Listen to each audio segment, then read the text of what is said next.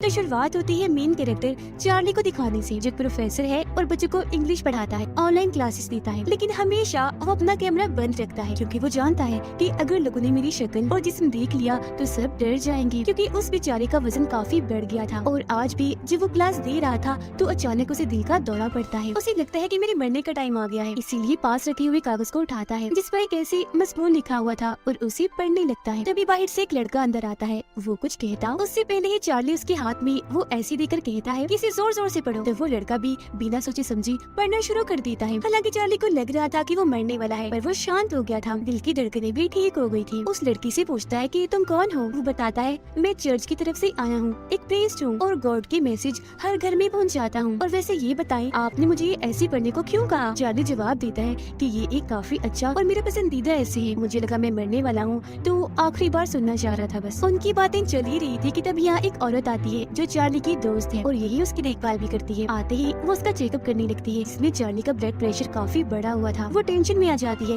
ये सोचकर कि अगर जल्दी से हॉस्पिटल ना ले जाया गया तो ऐसे ही बहुत जल्द मर जाएगा। वो चार्ली को समझाने लगती है कि प्लीज चले जाओ हॉस्पिटल, जिसके लिए वो मना कर देता है कि नहीं मैं नहीं जाना चाहता हॉस्पिटल और वैसे भी मेरे पास इतने पैसे नहीं है। तभी उसकी नजर प्रीस्ट पर जाती है। वो पूछती है कि तुम कौन हो। वो अपने बारे में बताता है, साथ ही वो अपने चर्च का नाम भी बताता है। जो सुन वो चिढ़ जाती है, कहती है कि मुझे उस चर्च से नफरत है क्योंकि उस चर्च के लोग ये झूठे दावे करते हैं कि हम लोगों की जान बचाएंगे, उनकी मदद करेंगे। और अब की बार भी वो यही ड्रामा कर रही है कि हम चार्ली की जान बचाएंगे। प्रीस्ट कहता है ऐसा कुछ नहीं है जैसा आप सोच रही है, हम सच में चार्ली की जान बचाना चाहते हैं। गॉड का मैसेज उस तक पहुंचाना चाहते हैं ताकि उसे भी समझ लग जाए कि गॉड क्या कहना चाहते हैं और फिर उस हिसाब से वो अपनी जिंदगी गुजारे। वो कहती है कि बेहतर होगा तुम यहाँ से चले जाओ क्योंकि ना मुझे और ना ही चार्ली को इन बातों पर यकीन है। चर्च से तो हम दोनों सख्त नफरत करते हैं क्योंकि वहाँ से चार्ली को बस दुख ही मिले हैं। दरअसल चार्ली का सबसे खास दोस्त वही रहा करता था। वो और चार्ली एक दूसरे को प्यार करते थे, लेकिन जब एक दिन उसके दोस्त की मौत हुई तो चार्ली ने टेंशन लेकर अपनी ऐसी हालत कर ली, उसे खतरनाक बीमारी हो गई। इस तरह चर्च से उसे इतना बड़ा दुख मिला। अब ये बातें सुनकर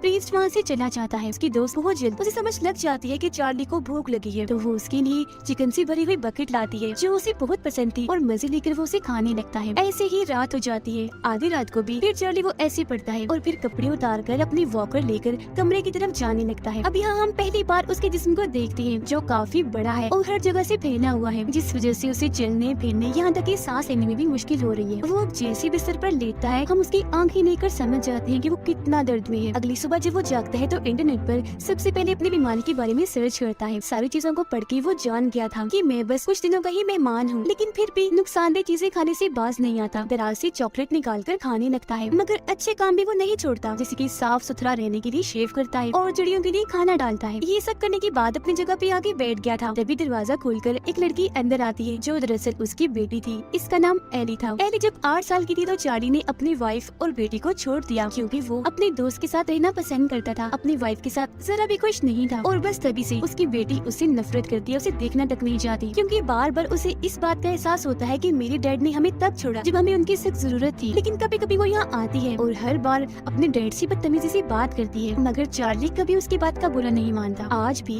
वो एक के बाद एक उससे बदतमीजी कर रही थी, लेकिन फिर भी वो अपनी बेटी को मनाने के लिए कहता है कि मैं चाहता हूँ मेरी प्यारी बेटी तुम रोज यहाँ आओ, मेरे पास ही रहो क्योंकि मैं जानता हूँ मेरे पास बस कुछ ही दिन रह गई है। इस पर वो जवाब देती है कि मैं हर रोज यहाँ नहीं आ सकती, मेरी पेपर्स आने वाली है और इंग्लिश पेपर की मुझे सबसे बड़ की टेंशन है। चार्ली बोलता है कि मैं तुम्हारी तैयारी करवा दूंगा पेपर्स में क्योंकि मैं इंग्लिश का टीचर हूँ, बस तुम आती रहना। ये बात सुनकर भी उसको तरस नहीं आता, वहाँ से जाने लगती है। तब चार्ली बोलता है कि अगर तुम रोज आती रही तो मेरे अकाउंट में जितने भी पैसे है मैं वो सारे तुम्हें दे दूंगा, तकरीबन 1 लाख से ज्यादा डॉलर्स है। ये बात सुनकर वो चुप हो गई थी, सोच में पड़ जाती है क्योंकि ये एक काफी बड़ी रकम थी। फिलहाल हाँ वो इसलिए नहीं बोलती क्योंकि अभी वो नाराज है। अब अपने डैड को मजीद परेशान करने के लिए दरवाजे पर आती है और कहती है कि अगर आप चाहते हैं मैं रोज आपसे मिलने आऊँ तो अभी बगैर वॉकर का सहारा लिए पैदल चलकर मेरे पास आए। ये भी चार्ली अपनी बेटी के लिए करने को मान जाता है, जबकि वो जानता था कि ऐसा नहीं होगा। वो पूरी ताकत लगा के खड़ा होने की काफी कोशिश करता है पर बेचारा नीचे गिर गया था, जो देखकर एली यहाँ से निकल जाती है।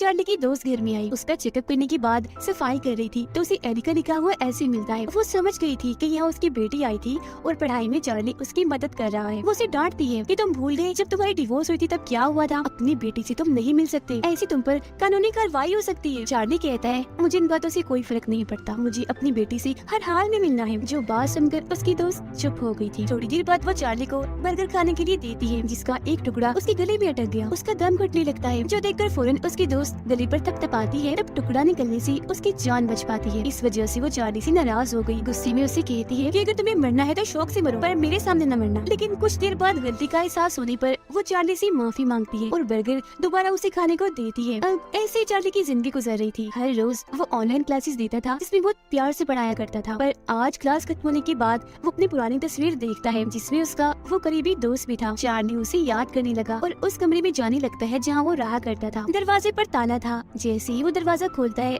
चाबी नीचे गिर जाती है जिससे अब वो नहीं उठा पाएगा। हालांकि वो काफी कोशिश करता भी है लेकिन चाबी नहीं उठा पाता तो हार मान के वापिस आ जाता है। अब वादे के मुताबिक आज भी एली उससे मिलने आती है। तब बहाने से चार्ली उसे बात करता है। काफी खुश नजर आ रहा था। वो उसे साथ साथ बता भी रहा था कि तुमने ऐसे में कौन कौन सी गलतियाँ की हैं। जिस दौरान वो ये भी पूछ लेता है कि अपनी मॉम को सुनाओ, ठीक है। वो जो सुनकर एली चिढ़ गई। पूछती है कि आखिर आप इस बारे में क्यों पूछ रहे हैं? कभी एहसास हुआ इस बात का कि हमें आपने अकेला कर दिया था और कभी मुड़कर हमारी तरफ देखा तक नहीं। आप एक नंबर के मतलबी खुदगर्ज इंसान हैं। अपने दोस्त की खातिर हमारे साथ ये सलूक किया। अब मुझे इस बात से कोई फर्क नहीं पड़ता कि आप क्या महसूस करते हैं। आपको अपनी गलती का एहसास है क्योंकि आपकी ऐसी हालत आपके दोस्त की वजह से हुई है न कि हमारी वजह से। तो मुझे आप पर जरा भी तरस नहीं आता। इतना कुछ सुन के भी चार्ली उसकी बातों को नजरअंदाज कर देता है और बस इतना कहता है कि तुम मेरे लिए एक ऐसी लिख दो कि ज्यादा नहीं कुछ लाइन तब तक मैं अंदर जा रहा हूँ। इतना कहते ही वो वॉशरूम में चला जाता है और फूट फूट के रोने लग गया था क्योंकि आज उसे आंसू कंट्रोल नहीं हो रहे थे। ये चीज एली ने भी महसूस कर ली थी पर उसे कोई फर्क नहीं पड़ता। तभी दरवाजे पर दस्तक होती है। प्रीस्ट आया था और जब एली को ये बात पता चली कि वो चर्च से आया है तो वो उसे कहती है कि मैं कल दोबारा आऊंगी, तुम भी आना, मैंने तुमसे बात करनी है। इतना कह के वो वहाँ से चली जाती है। अब प्रीस्ट चार्ली को कहता है कि मैं तुम्हारी मदद करना चाहता हूँ। वो उसे अच्छी बुरी बातें बताने लगता है। इस पर चार्ली का जवाब ये था कि मुझे तुम्हारी इन बातों में कोई दिलचस्पी नहीं है। अगर तुम सच में मेरी मदद करना चाहती हो तो मेरे साथ आओ। वो उसी कमरे के पास आता है। नीचे गिरी हुई चाबी उठवाकर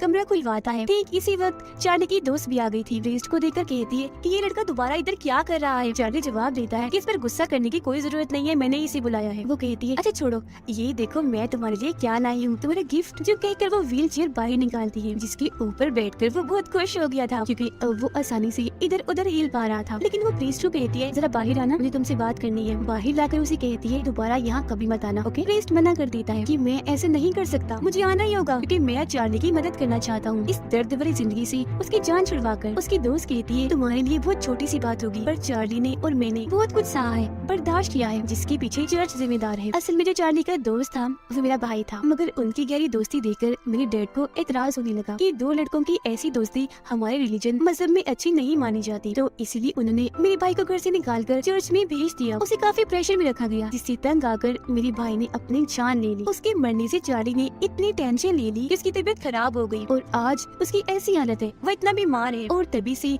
हम सभी सदमे से दुखों से गुजर रहे हैं। यही वजह है कि हम हर चीज से नफरत करते हैं, तुम्हें, तुम्हारी रिलीजन को, तुम्हारी चर्च को, किसी को भी पसंद नहीं करते। आगे वो कुछ बोलती यहाँ चार्ली भी आ जाता है। प्रीस्ट को कहता है उठो शाबाश, जाओ तुम यहाँ से। जो बात मानकर वो चला जाता है। थोड़ी देर बाद उसकी दोस्त भी उनके जाते ही चार्ली उस कमरे में जाने की कोशिश करता है। हालांकि रास्ता छोटा था पर फिर भी वो जैसी तैसी चला ही जाता है। अपनी पुरानी चीजें देखकर अपनी दोस्त को याद करने लगा था। काफी जज्बाती हो जाता है। चार्ली को यहाँ एक कॉपी मिलती है जिस पर एली ने ऐसे लिखा था, लेकिन उसने बस 3 लाइनें ही लिखी थी। वो भी पढ़ के चार्ली बहुत खुश हो जाता है क्योंकि अपनी बेटी में वो अपनी झलक देखता है। इस बारे में वो इतना सोचता है कि हंसने लगता है। हंसते हुए ही उसे दोबारा से दिल का दौरा पड़ता है, लेकिन जैसी तैसी वो खुद को संभाल ही लेता है। अगली सुबह दोबारा एली आती है। चार्ली उसे कहता है कि आज मैं अपनी बेटी से अपने दिल की बात करना चाहता हूँ। एली गुस्से में कहती है पर मैं आपसे कोई बात करना नहीं चाहती। आप मुझे ये बताएं कि जब मैं छोटी थी तब आपको जरा भी ख्याल नहीं आया हमारा बात करना, मिलना, सब कुछ बंद कर दिया, वजह जान सकती हूँ? चार्ली जवाब देता है कि अपने दोस्त से इतना करीब होने की वजह से सब मुझसे नफरत करने लगे। यही वजह थी कि मैं तुमसे नहीं मिला क्योंकि इस चीज का तुम पर भी बुरा असर पड़ सकता था। फौरन एली बोल पड़ती है अच्छा छोड़ो इन बातों को, मैं सैंडविच बनाने लगी हूँ, बताएं खाएंगे? तब चार्ली खुशी खुशी मान जाता है कि मेरी बेटी मेरे लिए अपने हाथों से सैंडविच बना रही है। लेकिन सैंडविच खाते ही वो गहरी नींद में सो जाता है। और अब जैसे एली उस खुफिया कमरे में जाती है तभी दरवाजे पर पर दस्तक होती है क्योंकि प्रीस्ट आया था जिसे एली अंदर खींच लेती है। लेकिन चार्ली की ऐसी हालत देखकर प्रीस्ट घबरा गया था कि इतनी आवाज होने के बाद भी वो नहीं उठा। तब एली उसे बता देती है कि मैंने उनके सैंडविच में नींद की गोलियां मिला दी थी। जो सुनकर प्रीस्ट डर जाता है कि कितनी अजीब लड़की है और बोलता है कि मैं यहाँ से जा रहा हूँ। एली फौरन बोलती है नहीं बैठो, इधर कहीं नहीं जा सकती तुम, और अपनी बातों में फंसाकर सिगरेट पीने पर मजबूर करती है। और अब जैसे प्रीस्ट सिगरेट पीना शुरू करता है वो उसकी वीडियो बना लेती है और कहती है कि अब तुम वही करोगी जो मैं तुम्हें करने को कहूँ, वरना तुम जानते ही हो कि मैं तुम्हारे साथ क्या कर सकती हूँ। मैं जानती हूँ कि तुम चर्च से नहीं हो, तो अब सच बताना शुरू करो कि आखिर तुम कौन हो। ये सुनकर प्रीस्ट डर जाता है और भागकर उस खुफिया कमरे में आकर खुद को बंद कर लेता है। एली उस कमरे के दरवाजे पर आके बैठ गई और कहती है चलो अपनी कहानी बताना शुरू करो। तो अब प्रीस्ट बताने लगता है कि मैं यहाँ चर्च में काम करने आया था, ऐसे लोगों की मदद करता था, पर एक दिन मुझे एहसास हुआ कि मैं लोगों की मदद नहीं कर पा रहा, तो मैंने चर्च वालों को अपना तरीका बदलने को कहा। लेकिन जब उन्होंने मेरी बात नहीं मानी तो मैंने वहाँ के वो सारे पैसे चुरा लिए और भाग गया, जिसके बाद अब मैं रहता तो अलग ही हूँ, लेकिन अभी भी लोगों की मदद ही कर रहा हूँ। वो ये सारी बातें बता तो रहा था पर ये नहीं जानता था कि एली उसकी ये सारी बातें अपने मोबाइल पर रिकॉर्ड कर रही है। फिर दरवाजा एक बार फिर बजता है। ये दोनों जब बाहर चेक करने जाते हैं तो देखती हैं कि चार्ली की दोस्त अपने साथ चार्ली की वाइफ को लाई है। उसकी दोस्त चार्ली को होश में लाने की कोशिश करती है, मगर जब वो नहीं आता तो एली सच बता ही देती है कि मैंने दरअसल इनके सैंडविच में नींद की गोलियां मिला दी थी। जो सुनकर उसकी दोस्त ऑक्सीजन की मदद से उसे होश में लाने लगी थी, मगर एली की इस हरकत पर दोनों को काफी गुस्सा आ रहा था। लेकिन चार्ली की वाइफ उसकी दोस्त को चार्ली के इतना करीब देखकर उस पर गुस्सा करने लगती है। कहती है कि तुम पैसों की लालच में ये सब कर रही हो, रोज यहाँ आकर चार्ली की खिदमत करती हो ताकि उसके सारे पैसे तुम्हें मिल जाए। इस पर चार्ली की दोस्त जवाब देती है कि नहीं तो ऐसा तो कुछ नहीं है, ये मेरा दोस्त है इसलिए सब करती हूँ, और वैसे भी इसके पास कोई पैसे नहीं है। जिसमें उसकी वाइफ कहती है कि मुझे लगता है तुम इस बारे में नहीं जानती, चार्ली के पास लाखों में डॉलर्स हैं। जो सुनकर उसकी दोस्त चार्ली पर गुस्सा करने लगती है कि तुम्हारे पास इतने पैसे हैं मगर तुम फिर भी अपनी जिंदगी गुर्बत में गुजार रहे हो, अजीब हो, पैसों का कहकर हॉस्पिटल भी नहीं जाते और मेरा जरा भी एहसास नहीं तुम्हें, रुपया रुपया जोड़कर मैं तुम्हारे लिए चीजें लाती हूँ। इतना कहते ही गुस्से में वो यहाँ से चली जाती है। अब एली चार्ली से दोबारा बदतमीजी करने लगी थी, इसलिए उसकी मॉम डांट कर उसे वहाँ से भगा देती है और चार्ली को बताती है कि मैंने जानबूझ के एली को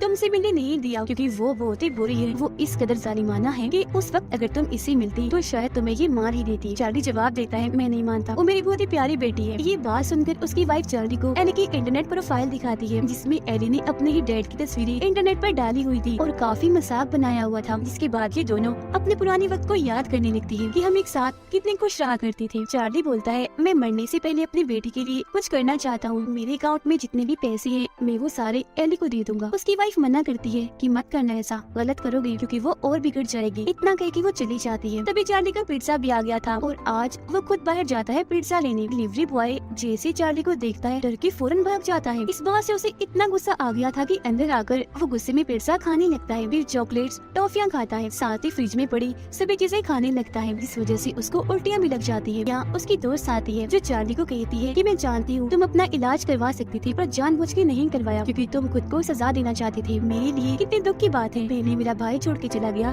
और आज तुम जा रहे हो। क्योंकि चार्ली की हालत खराब हो रही थी, वो अपनी आखिरी सांसें गिन रहा था, लेकिन अभी भी वो हॉस्पिटल जाना नहीं चाहता। वो फिर चार्ली के गले मिलकर दुखी होते हुए यहाँ से जाने लगती है। तभी गुस्से में यहाँ एली आती है और कहती है डैड ये क्या किया आपने, मुझे ठीक से नहीं पढ़ाया, मैं फिर फेल हो गई, जो शायद ऐसे की वजह से हुआ, वो आपने मुझे गलत लिख के दिया होगा। चार्ली जवाब देता है बेटा एक बार जरा इस ऐसे को गौर से पढ़ो। और अब जैसे एली उसे पढ़ने लगती है चार्ली उसे जज्बाती होते हुए बताता है कि जब तुम चौथी क्लास में थी ये ऐसे तुमने तब लिखा था, तुम बहुत खास हो, बुरे नहीं हो, और अब बंद करो खुद को सजा देना और दूसरों की नजर में खुद को गलत साबित करना, और मैं जानता हूँ तुम आगे जाके बहुत कामयाब होगी, मुझे तुम पर भरोसा भी है और गर्व भी। उसकी ये बातें सुनकर एली भी रोने लगती है और कहती है डैड आप खुद के साथ क्या कर रहे हैं, आपको हॉस्पिटल जाना चाहिए। चार्ली दुखी होते हुए बोलता है नहीं मेरा टाइम आ चुका है। अब ये बात सुनकर एली फूट फूट कर रोने लगती है। चार्ली उसे कहता है मेरी प्यारी बेटी आखिरी बार मुझे ऐसी पढ़ के सुना दो ना। तो अब जैसे वो ऐसे पढ़ने लगी थी चार्ली अपनी पूरी ताकत इकट्ठा करने लगता है और वो उठ खड़ा होता है और अपने पैरों से चल के उसके पास जाने लगता है। एली भी ऐसे पढ़ते पढ़ते उसके पास आ रही थी और फिर उसकी मुस्कुराहट के साथ ही चार्ली की मौत हो जाती है। उसकी आत्मा सीधा हेवन